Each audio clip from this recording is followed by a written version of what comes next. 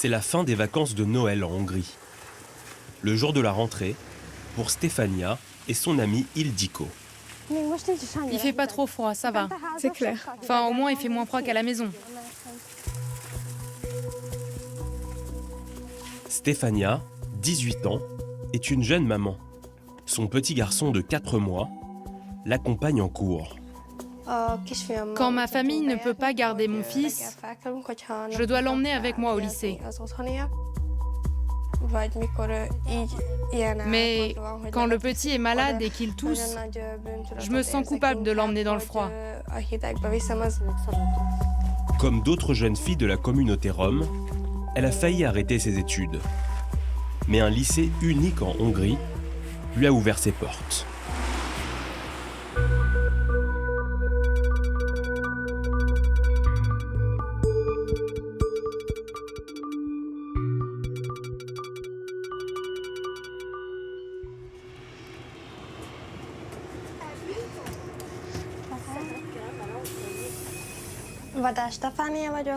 Je m'appelle Stefania Vadaz, je suis rom et j'étudie au lycée en Bedkár.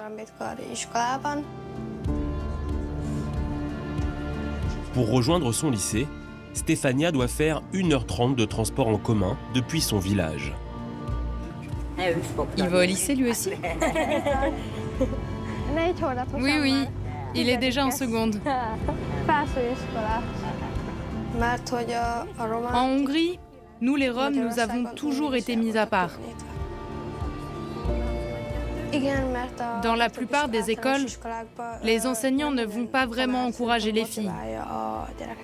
Ils vont plutôt nous laisser tomber, ou alors nous orienter vers d'autres voies, en nous disant « ça ne sert à rien que tu étudies, tu vas avoir des enfants, pas la peine de continuer ». C'est souvent comme ça que ça se passe.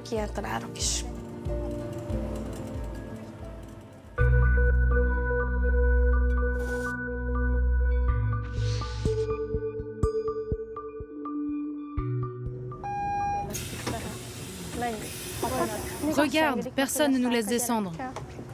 Ne t'énerve pas, ça sert à rien.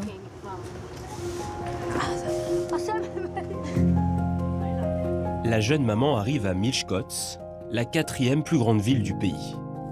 C'est là que se trouve son établissement, le lycée en Bedkár. Je me rappelle même plus à quoi ressemble le bâtiment. Bonjour à tous. Bonjour Stéphie. Alors mon bébé, comment ça va? Après 6 mois sans école, l'équipe pédagogique a tout prévu pour que Stefania reprenne les cours. On peut se mettre à l'infirmerie si tu veux. Oui, merci. Même avec son enfant, elle est toujours la bienvenue au lycée. Le système scolaire est très injuste envers les Roms. Il existe de nombreuses écoles dans lesquelles nous n'avons aucune chance d'entrer, malgré tous nos efforts. Donc, heureusement qu'il existe des établissements comme celui-ci.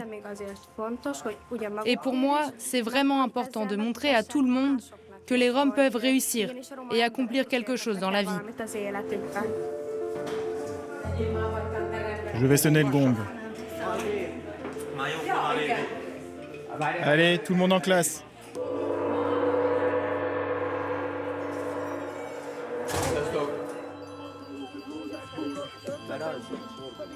Si ce lycée est si unique en Hongrie, c'est parce qu'il compte exclusivement des élèves roms. 90 lycéens, au passé souvent cabossés. Ils ont connu le décrochage scolaire dès l'âge de 13 ans, un fléau qui touche énormément de jeunes roms. 800 000 Hongrois seraient aujourd'hui issus de cette communauté. Des tziganes installés dans le pays depuis plus de 5 siècles, mais toujours aussi discriminés.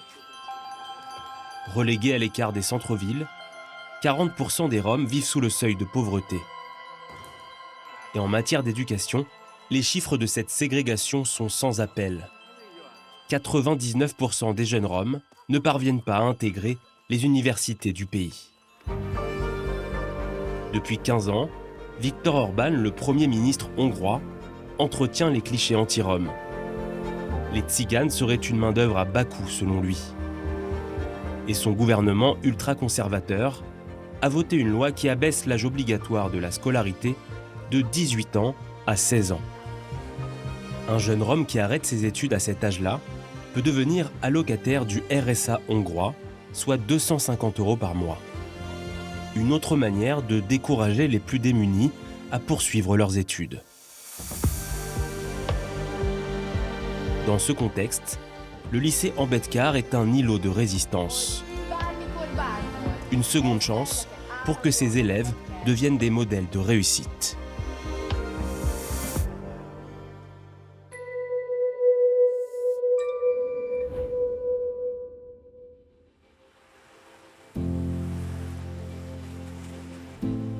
L'histoire du lycée Ambedkár est d'abord associée à un homme. Je m'appelle Tibor Derdak, j'ai 63 ans et je suis le directeur du lycée Ambedkár. Tibor est celui qui a créé cet établissement il y a déjà 10 ans. Mais avant de devenir monsieur le proviseur, Tibor étudiait la sociologie. À la fin des années 80, il découvre la réalité des bidonvilles roms en Hongrie. C'est le début d'un combat qu'il mènera toute sa vie. En tant que sociologue, je me suis retrouvé dans des endroits que je ne connaissais pas. Moi, je ne suis pas rom. J'ai grandi à Budapest, dans une famille plutôt aisée. Et donc j'ai vraiment découvert ce qu'était la pauvreté des Roms pendant ces enquêtes de terrain. Et cette réalité ne m'a plus jamais quitté.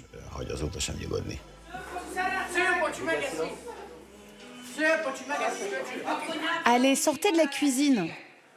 C'est bon, pas la peine de crier. Les élèves scolarisés dans l'établissement ont entre 14 ans et 18 ans. 2 tiers sont des garçons, parfois agités, mais dont les résultats scolaires commencent à s'améliorer. Tamas, viens ici. Alors, tu as réussi à trouver les cahiers? Oui, c'est bon. J'ai acheté des cahiers d'occasion. Pour réinsérer ces anciens décrocheurs, Tibor et son équipe ont créé une méthode spécialement adaptée. Le dialogue jeune-adulte est au cœur de cette pédagogie. Alors, la météo du jour. Walter, le temps est... Le temps est... ensoleillé. Ensoleillé, oui. Ces cours d'anglais, d'informatique ou d'économie sont basés sur le programme de l'éducation nationale. Qui fait fonctionner l'économie dans un pays? Qu'est-ce que j'ai dit déjà? Tu as déjà cité les ménages, les entreprises, l'État, et il y en a un autre. Tibor est le premier observateur de ces transformations. Jour après jour, ses élèves reprennent le goût d'apprendre.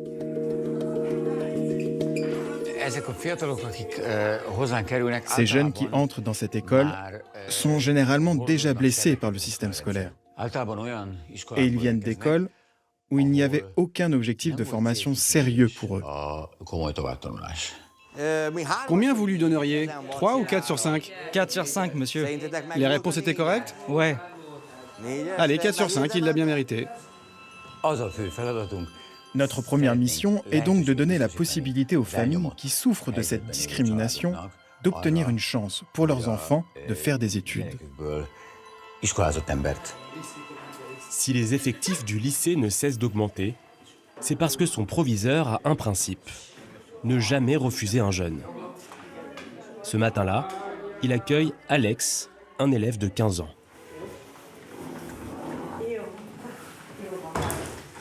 Bonjour, ça va? Oui, ça va. Ce garçon vient d'arriver et il n'a pas encore de carte d'étudiant. Tu peux t'en occuper? On peut lui délivrer une carte temporaire. Viens me voir après les cours. Je vais juste prendre ton nom. Soka. Alex Soka? Ouais, c'est bien ça. Ok. Ses parents ne s'occupent pas de lui.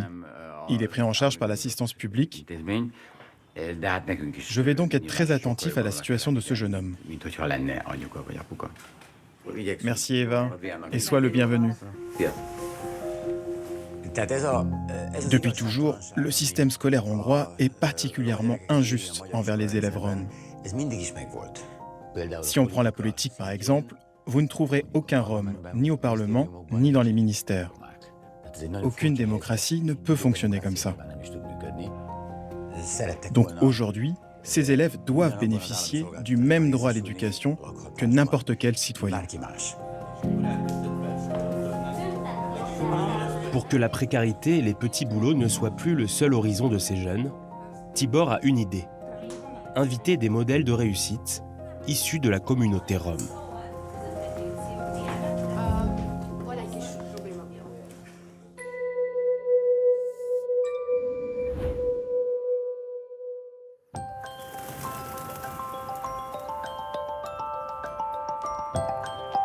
À tout juste 30 ans, Imola Malek est la voix d'une nouvelle génération de femmes roms.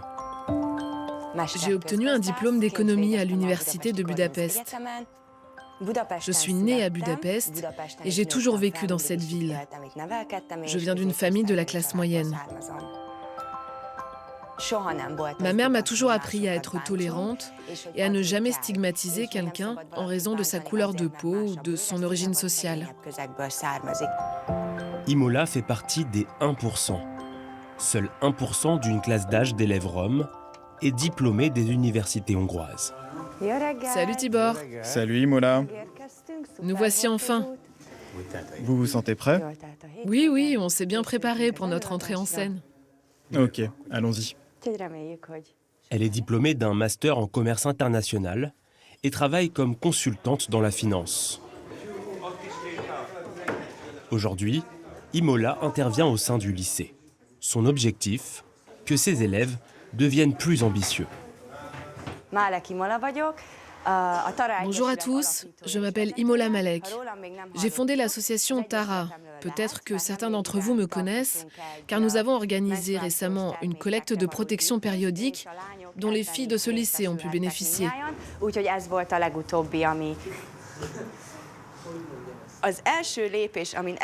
Donc la première étape de mon parcours a été de terminer mes études. Et de nos jours, c'est fondamental pour vous. Car si vous obtenez votre bac, le monde s'ouvre à vous et c'est là que votre vie commence. Mais ce n'est qu'un début.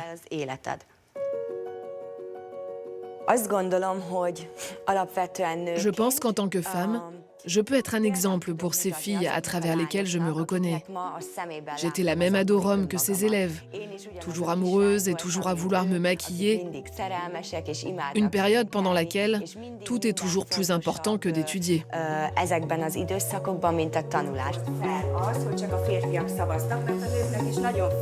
Pour ces élèves de terminale, c'est une année charnière. La séance prend donc des allures de coaching professionnel. Osez rêver beaucoup plus grand. Rêvez que vous êtes chef d'entreprise, cadre supérieur, garçons et filles confondus, car vous en avez les moyens. Ce que vous devez intégrer, c'est que pour sortir du cycle de la pauvreté, il faut étudier. Donc la solution passe par l'éducation. Merci à tous. Et si vous avez des questions, je suis là. Mais madame, dès que les employeurs voient que tu es rome, ils te méprisent. Oui, c'est vrai. Et c'est pour ça que c'est important aussi d'avoir un réseau. Ça paraît injuste, mais il faut l'accepter. Tout le monde a besoin de relations et vous ne pourrez vous faire un réseau que si vous êtes exemplaire.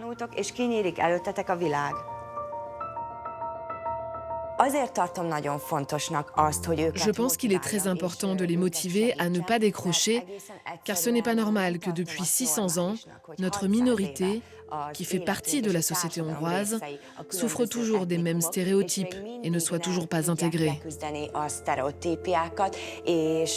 Mais ce n'est pas de notre faute. Je tiens à le souligner très fortement, c'est d'abord la responsabilité de la société et surtout du gouvernement de ce pays. Si vous le souhaitez, je vous laisserai mes coordonnées et vous pourrez me contacter. Je peux vous aider à préparer votre diplôme et à trouver une université.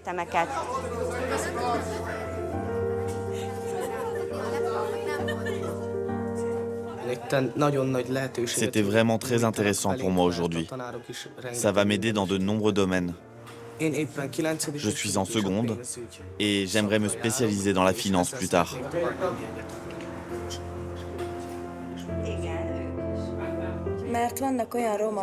La plupart des femmes roms pensent que même si elles réussissent, on dira quand même d'elles « Nous ne mangerons pas une cigane, nous ne traiterons pas avec elle ». Mais quand on voit une fille comme Imola, qui a réussi, qui travaille et qui fait ce qu'elle a envie, ça me donne de l'espoir.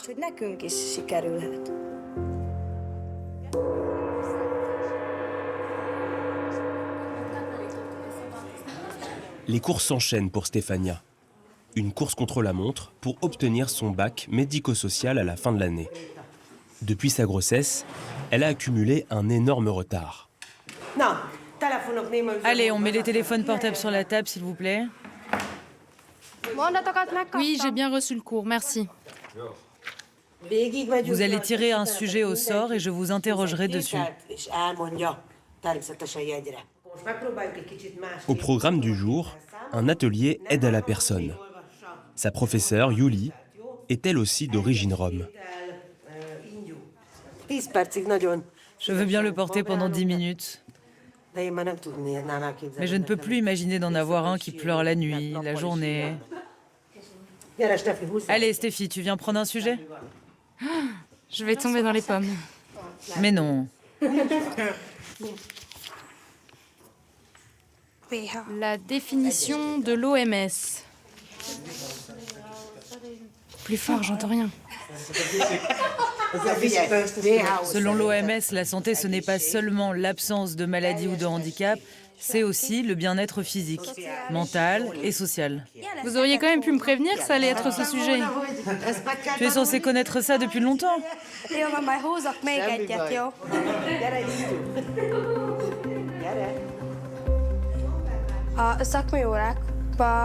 un peu de mal avec le côté théorique des cours, car j'ai des lacunes. Par contre, la pratique, c'est plus facile pour moi, car je retiens mieux ce que je fais et ce que je vois. Vos petits-enfants sont venus vous voir, monsieur ? Oui, ma fille est venue hier. N'enlève pas tout, remets juste le drap bien à plat. Allez, oncle Joseph, on vous recouche. Donnez-moi vos pieds. Tu mets ta main sous son cou, un peu plus bas, ici. Joseph, asseyez-vous, je vais vous donner à boire. Je reviens demain, vous avez besoin d'autre chose ?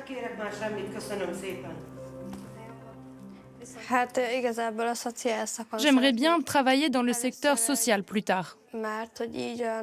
J'ai l'habitude d'aider ma grand-mère à la maison et ça me plaît beaucoup. Alors pourquoi ne pas travailler dans une maison de retraite ? En tout cas, moi, ce qui me motive avant tout, c'est d'essayer de construire une vie meilleure pour ma famille.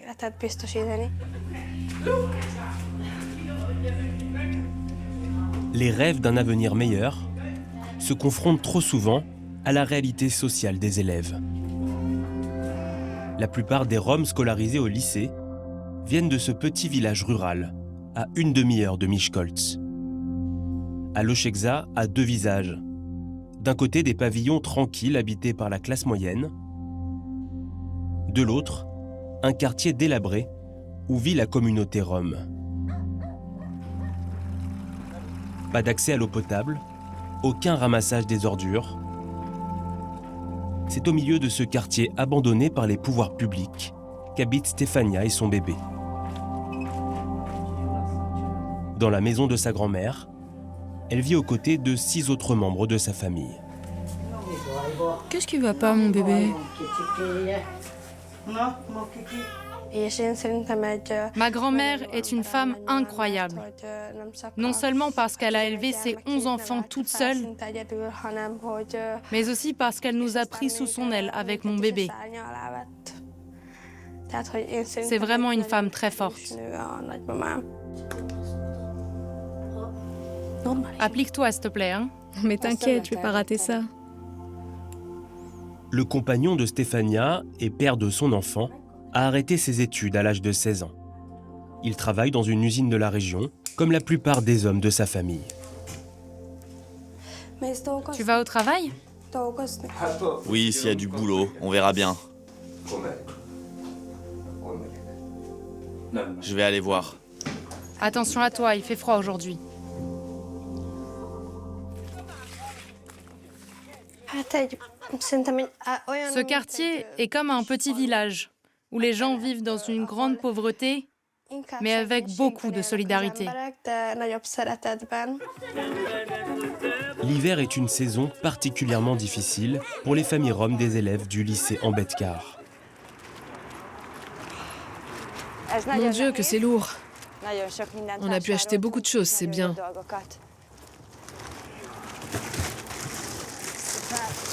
Ok, super, c'est parti. Consciente de cette urgence, Imola organise avec son association une distribution de dons alimentaires.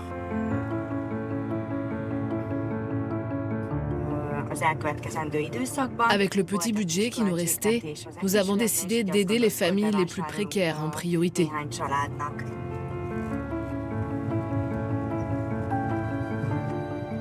Si je me souviens bien, c'est la deuxième maison sur la gauche. C'est bon, on y est. Aux côtés de Roland, le professeur d'économie du lycée, ils font ce matin un porte-à-porte. Bonjour, voici pour vous. On espère que ça va vous aider. Merci. Nous avons pris des aliments non périssables. Tu as des enfants? Oui. Je vis ici avec mon mari et mes 6 enfants. Ma fille aînée a 13 ans et mon plus jeune fils 1 an et demi. J'aimerais qu'il puisse faire des études plus tard pour avoir une vie meilleure que la nôtre.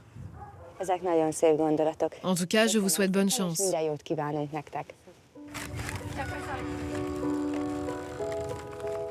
Nous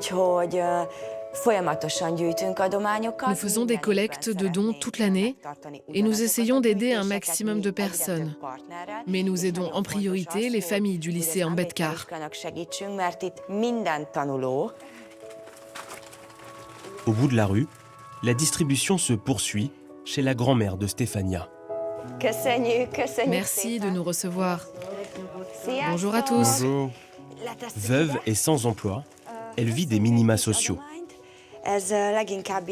Il s'agit principalement de produits alimentaires, de la farine, du riz, du lait pour les enfants et des produits ménagers. Pour la famille, ce colis est une aide indispensable. Et vous recevez une aide de la part du gouvernement ou de la mairie? Je ne touche que la pension de reversion de mon mari, environ 300 €. Ça me permet de faire les courses et de pouvoir cuisiner quelque chose pour les enfants tous les jours. Mais tout ce que je viens de recevoir de toi, c'est une grande aide. C'est beaucoup.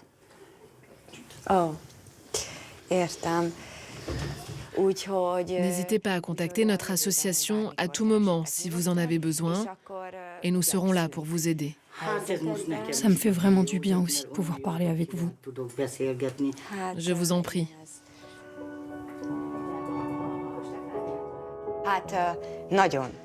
Cette situation me met vraiment en colère. Il y a des enfants qui ne vont pas à l'école. Mais pourquoi? Parce qu'ils n'ont pas de manteau ou de chaussures en hiver. Ou encore parce qu'ils n'ont pas les moyens d'apporter un goûter à l'école et qu'ils ont honte d'avoir faim. Pourquoi personne n'a conscience de ça?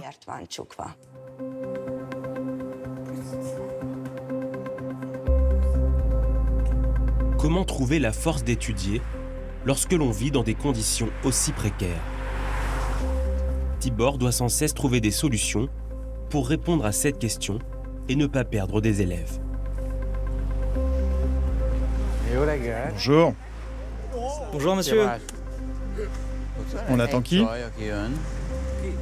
Mira, Allons-y. C'est parti. À quelques minutes du lycée, Tibor et son équipe sont devenus propriétaires d'un bâtiment. L'internat se trouve dans une partie privilégiée de la ville. Ici, il y a moins de pauvreté qu'autour du lycée. On appelle ça les beaux quartiers. Cette ancienne maison typiquement hongroise a été transformée en pensionnat. Les filles, enlevez vos manteaux, il fait chaud. 4 chambres réparties sur 2 niveaux, une cuisine collective et des équipements sportifs. L'internat héberge une douzaine d'élèves toute l'année. ici c'est comme une seconde famille pour moi. Mes parents habitent loin et je peux pas rentrer tous les jours. L'internat m'aide vraiment à me concentrer sur mes études.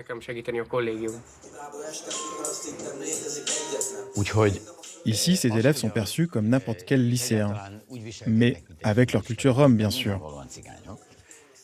C'est une expérience formidable pour ce quartier. Cette ville doit se rendre compte que les tziganes ne sont pas simplement des travailleurs précaires, pas seulement des personnes à problème, mais des gens intégrés, comme tous les autres Hongrois.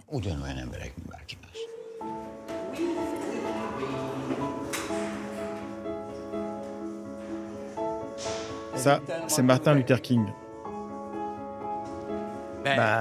Charlie Chaplin, c'est important parce qu'il était rome, il était tzigane. Passionné d'histoire, le proviseur veut aussi transmettre à ses élèves la capacité de s'indigner. Cette photo symbolise la lutte des Noirs américains pour leurs droits civiques.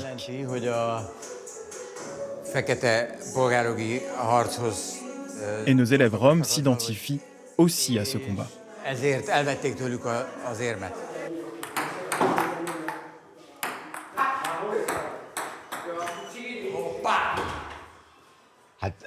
La plupart du temps, les internats ressemblent davantage à des casernes, à des prisons ou à des hôpitaux. Ce n'est pas le cas chez nous. Donc quand les élèves arrivent, c'est vraiment comme s'ils rentraient à la maison, comme si c'était chez eux. Loin de leur quartier et des problèmes, ces jeunes reprennent peu à peu confiance en eux. C'est vraiment rare de rencontrer quelqu'un d'aussi attentionné que Tibor. Il est toujours là pour nous aider. On peut le joindre à n'importe quelle heure et où qu'il soit, il trouvera toujours une solution.